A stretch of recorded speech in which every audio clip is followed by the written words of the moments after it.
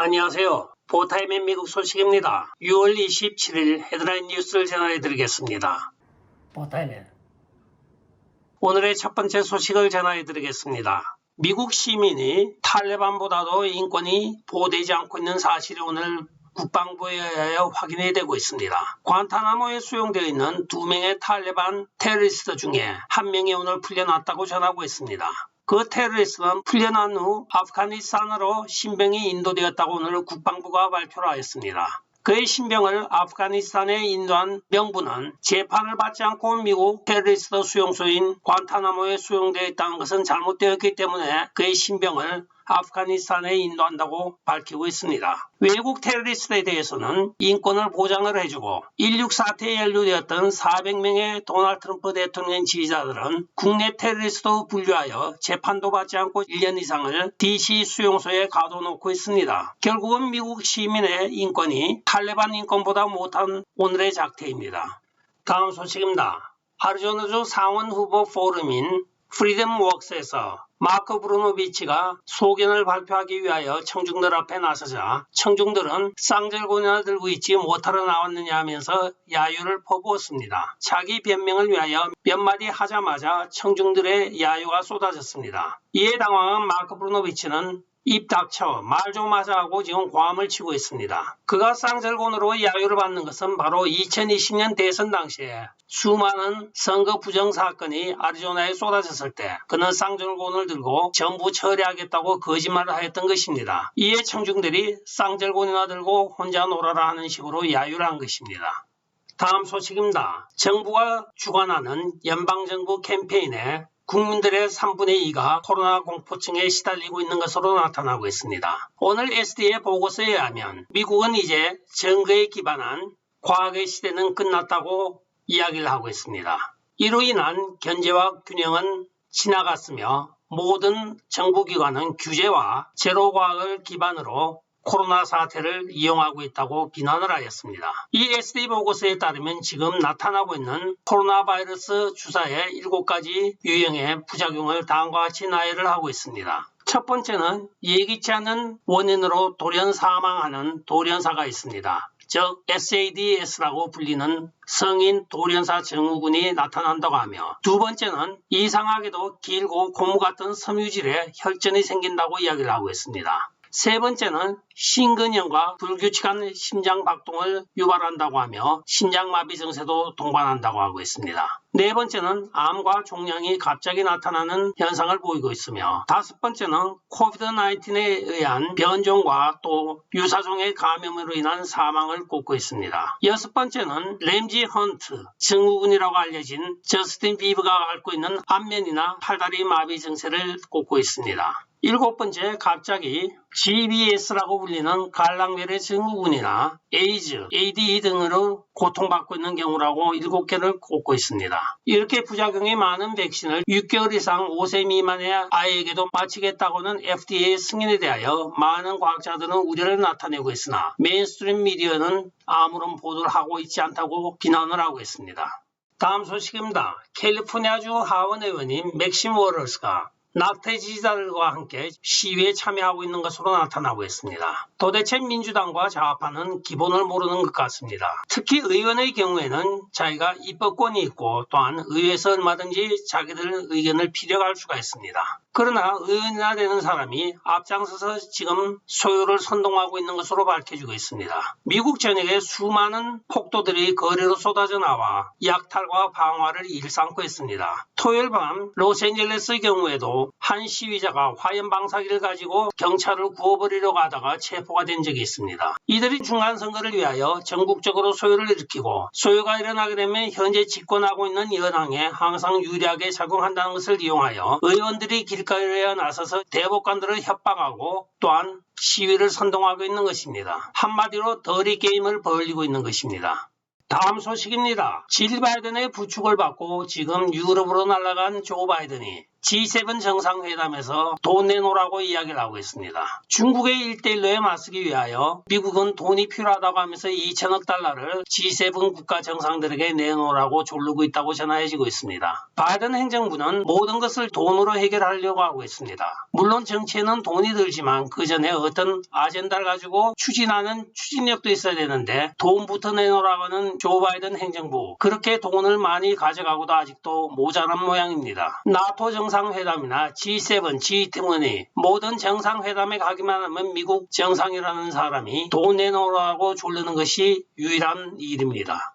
다음 소식입니다. 하원 군사소위원회에서 그간의 바이든 행정부가 추진하였던 조지아 사바나의 공군 조종사 훈련센터를 폐쇄하는 것을 거절한 것으로 나타나고 있습니다. 조 바이든 행정부는 약 150명의 공군 파일럿들을 양성하고 있는 이 센터를 없애려고 하였습니다. 그러나 오늘 하원 군사위원회에서 그 아젠다를 부결시켰다고 전하여지고 있습니다.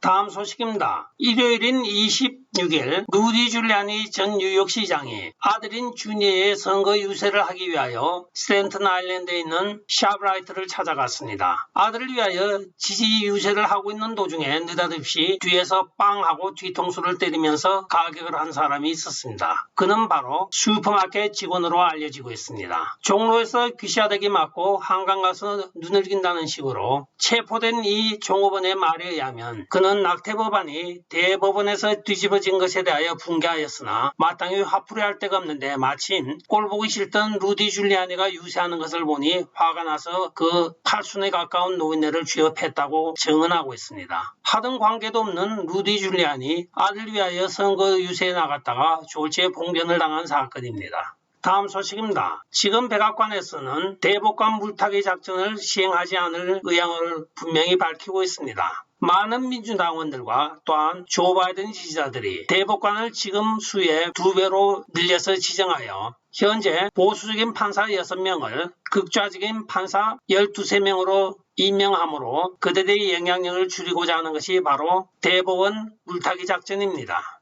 여기에 대해 오늘 백악관 출입기자들이 대법원 폐기에 대해서 어떻게 생각을 합니까 하니 장피에르 대변인은 아직까지 대통령이나 우리 행정부에서는 그 문제에 대해서 의논한 적도 생각한 적이 없다고 분명히 밝히고 있습니다. 그러나 최근에 민주당원들과 또한 극좌적인 성향의 많은 의원들 사이에서 이것이 회자되고 있는 것으로 봐 물밑으로 이 작업을 진행하고 있는 것으로 보여지고 있습니다. 종신제인 미국 대법관을 제거할 방법이 없으니까 이런 꼼수를 쓰고 있는 이들 필히 중간선거에서 미국 시민들에 의하여 응징을 받아야 되겠습니다.